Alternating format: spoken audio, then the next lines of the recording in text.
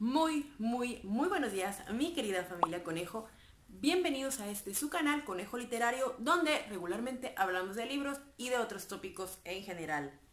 Yo sé que se necesita muy poca vergüenza para estar trayendo este video con casi 3 meses de retraso, pero es mejor tarde que nunca, así que por favor vamos a seguir con el tradicional video de las mejores lecturas del 2018. 2018 fue un año fabuloso a nivel literario para mí, no me puedo quejar. Prioricé la lectura de mujeres, particularmente de mujeres de grupos vulnerables o que se salen de mi zona de confort, es decir, autoras racializadas, a autoras lesbianas, autoras en fin, de este espectro que tiene para ofrecernos la literatura escrita por mujeres y que no siempre tiene la visibilidad que se merece. Entonces fue un ejercicio muy interesante y sin más preámbulos, para que este video no se haga larguísimo como siempre, vamos a comenzar. En el número 10 está La Lotería y otros relatos de Shirley Jackson. A lo mejor oíste hablar de esta autora en el 2018 porque Netflix adaptó su novela más popular, La Mansión de Haunted Hill, a una serie de televisión. Yo no la he visto, dicen que es fabulosa, pero que no respeta por completo la narrativa de la novela. Pero antes de acercarme a ella, yo preferí inclinarme por sus relatos y wow, fueron increíbles. Por eso ella tiene el lugar que tiene en el pasillo de la fama del terror. Y es que La Lotería, siendo solamente un pequeño cuentito de 13 páginas, te pone los pelos de punta. Habla de un tema que muchos en América Latina nos vamos a sentir muy afines a lo que habla, y es el cuestionamiento de las tradiciones. No les voy a contar mucho porque es un cuento muy cortito, lo pueden leer en una tarde sin problema, pero es este pueblito en medio de la nada en Estados Unidos que tienen una tradición muy violenta, muy violenta, pero que ha pasado de generación en generación y que ya nadie se lo cuestiona. Solamente saben como estos simios, o sea, nada más repiten los actos por pura mecánica, y es increíble. Este relato, de hecho, primero se publicó en The New Yorker. No sé si ubiquen la revista The New Yorker. Ha lanzado a la fama a muchísimos autores y autoras, y la revista la publica, pero ellos siempre utilizan este truco medio siniestro de hacer parecer que las historias sucedieron, que no son de ficción, que de verdad pasaron. Y cuando a la gente le llegó sus ejemplares y le empezaron a leer, la respuesta fue terrible. La gente le empezó a mandar cartas de muerte a la autora y, o sea, fue un hit porque la gente hablaba de ella, pero la reacción fue muy extraña, tanto así que 50 años después seguimos hablando de este cuento y es increíble. En la 9ª posición tenemos a Wild, escrito por Cheryl Strait, o Salvaje, como lo editaron en español. Y si te suena el título es porque Reese Witherspoon hizo una adaptación de este libro muy buena. También les recomiendo mucho verla. Y ahora sí, pasando al tema, yo tengo un soft spot, tengo un espacio en mi corazoncito para la autora. Me gusta mucho cómo escribe, sobre todo me gusta cómo habla. Ella tiene un podcast y es muy entrañable, es como si platicaras con una vieja amiga, pero la memoria está muy bien escrita, mantiene la atención durante toda la extensión del libro. Está combinado los pasajes en los que ella recorre el Pacific Crest Trail, que es este recorrido de caminata alrededor de la frontera de los Estados Unidos, empezando por México y terminando en Canadá, y sobre los dilemas emocionales que tiene que confrontar ella mientras busca una paz que tiene que encontrar. Sé que no suena complicado, pero recuerden que el tema de los viajes como redentores de los males, como redentores de la vida, es tan viejo como la literatura misma. Digo, Homero tiene pasajes que tratan de eso. La memoria siempre tiene un halo positivo, un halo de optimismo. Crees que las cosas van a mejorar a pesar de venir de un lugar muy oscuro, pero no creo nunca que caiga en un tono paternalista. Yo la leí para el Maratón Guadalupe Reinas y la disfruté muchísimo. Fue una de mis últimas lectoras del año. Después, en 8º lugar, tenemos Escrito en el Cuerpo por Janet Winterson, esta escritora inglesa a la que le traía muchísimas ganas desde hace tiempo, y cuando le di la oportunidad entendí por qué su narrativa es tan popular. Escrito en el Cuerpo, pasa algo muy interesante con este libro. Este libro es una historia de amor. Conocemos a una de los involucrados, que es Luis. Sí, Luis es una mujer que está involucrada, que tiene una relación con un hombre, y está la otra parte, la relación que les decía al principio.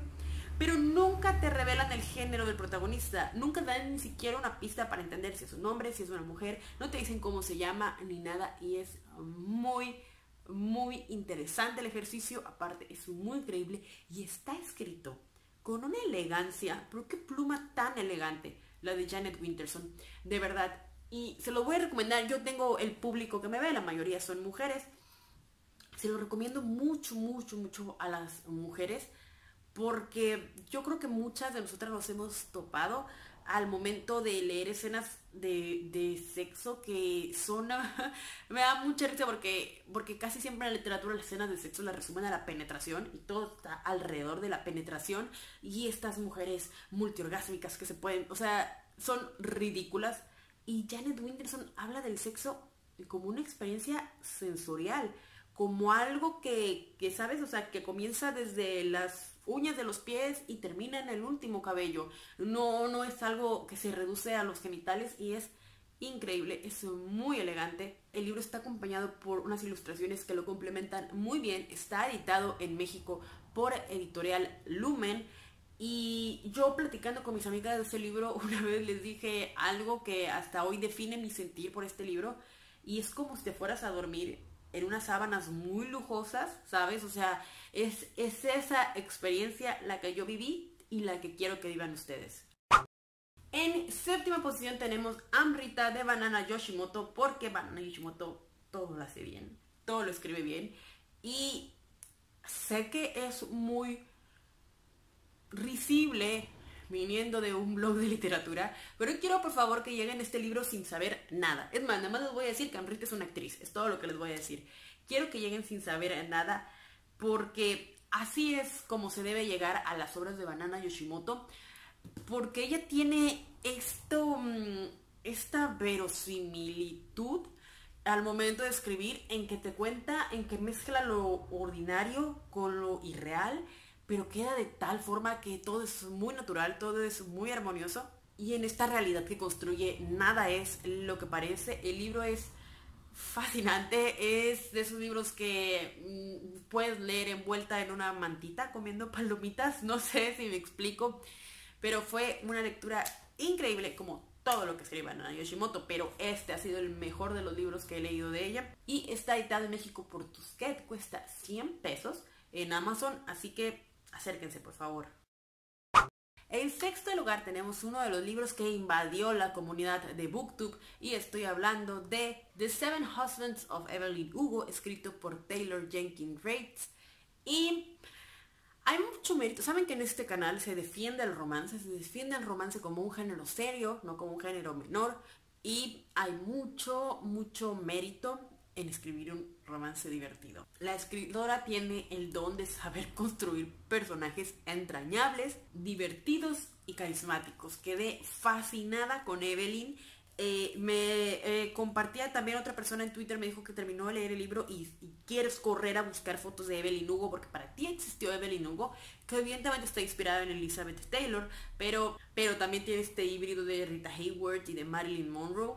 Es una protagonista que parece egoísta, pero entiendes que a veces es necesario tomar una serie de decisiones por un bien mayor, que la vida es un riesgo y que no sabes siempre de qué lado vas a estar. Y resalto dos cosas que me gustaron mucho del libro. Uno, el primero es la representatividad. En el libro hay protagonistas bisexuales, homosexuales, lesbianas, racializados, de relaciones interraciales. Es muy, muy interesante porque el libro está ambientado en los 50, 60, donde este tipo de cosas escandalizaban. Todo está escrito de forma respetuosa, bien informada, y no se siente con calzador, no se siente forzado en la historia. No es una lectura elaborada, pero no se necesita siempre usar las palabras más rebuscadas para construir una historia complicada, y este es uno de esos casos. En el puesto número 5 está probablemente la saga más querida por todo BookTube México, y estoy hablando de Mundo Umbrío de Jaime Alfonso Sandoval. Yo estoy llegando 3 años tarde, estoy llegando 3 años tarde al furor de los libros. No es mi culpa, apenas los pude conseguir, y entiendo el porqué. El autor consigue mezclar dos temas que difícilmente se me hubiera ocurrido mezclar, que es el folclore mexicano y los mitos vampíricos. Los 3 libros que componen la saga son un proyecto muy ambicioso de más de 2000 páginas que funciona y funciona muy bien. Por eso tiene enganchados a tantos adolescentes y adultos. Uno, en parte gracias a su fabulosa construcción de mundo que no tiene nada que envidiarle a Robin Hood o a Brandon Sanderson. Y 2, por sus carismáticos personajes. El autor nos demuestra que aún queda mucho por inventar, reinventar y mezclar en la literatura fantástica, particularmente la que se está haciendo en América Latina, y que los adolescentes, nuestros adolescentes merecen productos de calidad, merecen que esta clase de libros lleguen a las bibliotecas de México y los motiven y los inciten a leer.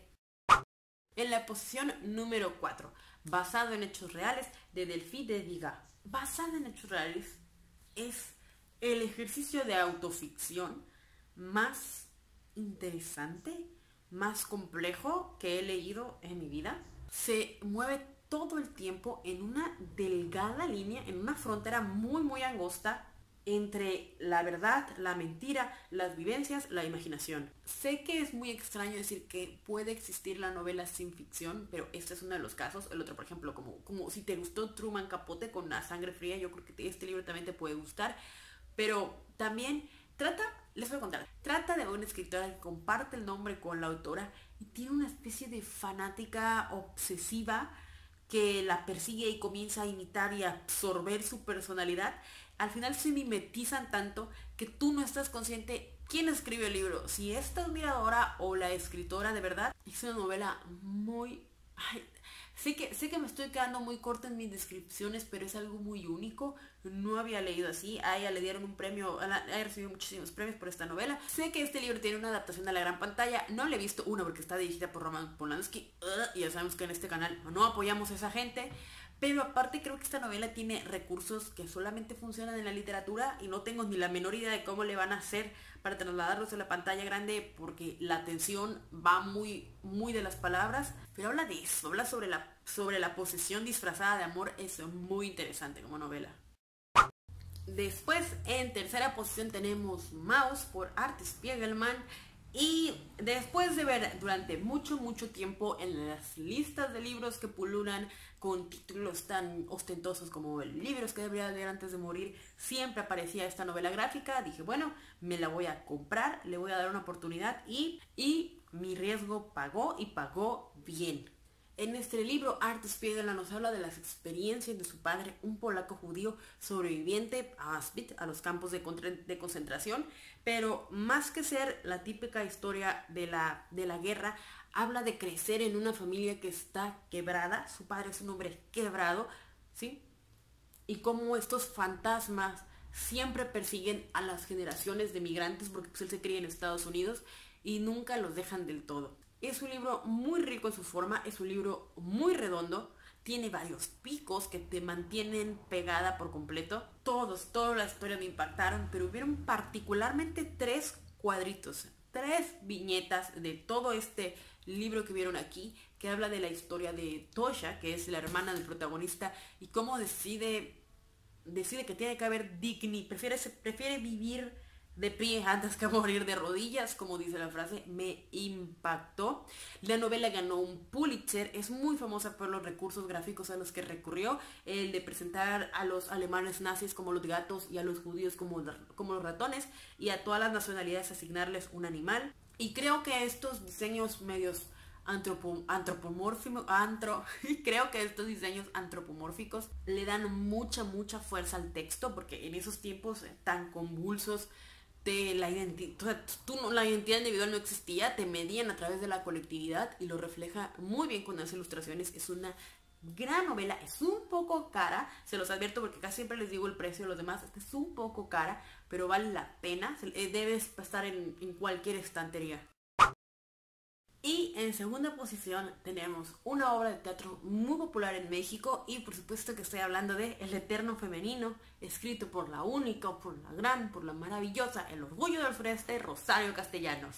Para los que no estén familiarizados con esta obra de teatro, fue escrita en 1976, 2 años después de la muerte de la autora, así que ella nunca llegó a verla puesta en escena, y está conformada por 3 grandes actos que hablan de una mujer que se llama Lupita, que está próxima a contraer matrimonio y se siente llena de dudas ante tal compromiso. Entonces va a un salón de belleza en donde misteriosamente la secadora en la que le están terminando su peinado tiene un dispositivo que le provoca una serie de sueños, porque todos sabemos lo peligrosas que son las mujeres cuando piensan.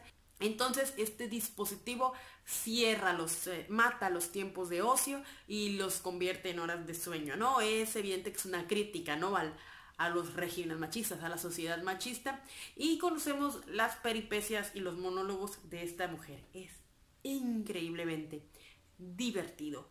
Sueltas la carcajada muchas veces y al mismo tiempo tiene este discurso muy cargado de denuncia a la sociedad patriarcal, a la sociedad dominada por los hombres, sobre todo en la época en la que fue escrita, y resulta en un texto divertidísimo. El segundo acto es el mejor de todos porque ella se encuentra con Sor Juana Inés, con la Malinche, con muchas figuras de la historia, y habla sobre cómo sus vidas fueron malinterpretadas y usadas en favor de una narrativa completamente masculina.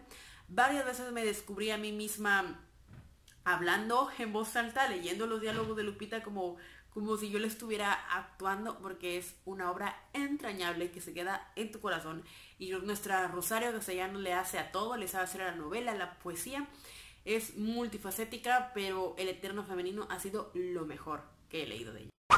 Y para terminar, en primera posición, si usted es seguidor de este canal, sabe qué libro o qué autora nos vamos a encontrar, pero si no, no hay problema. Y en primer lugar está toda la obra de Elena Ferrante, particularmente la tetralogía de Las dos amigas, y vamos a hablar del primer número, que es La amiga estupenda.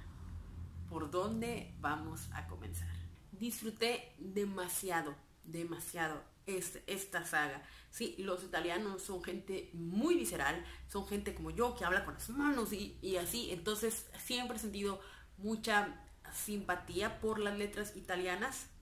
Y créanme, se necesita mucha técnica, se necesita mucho dominio de la palabra para poder tomar una situación tan simple como es el crecer siendo una niña en la Nápoles de los años 50, en la Nápoles conflictuada por completo antes de que entrara la droga, y crear una obra maestra que tiene todo un abanico de emociones, que sigue de forma precisa el crecimiento de las dos protagonistas y los conflictos a los que se enfrentan.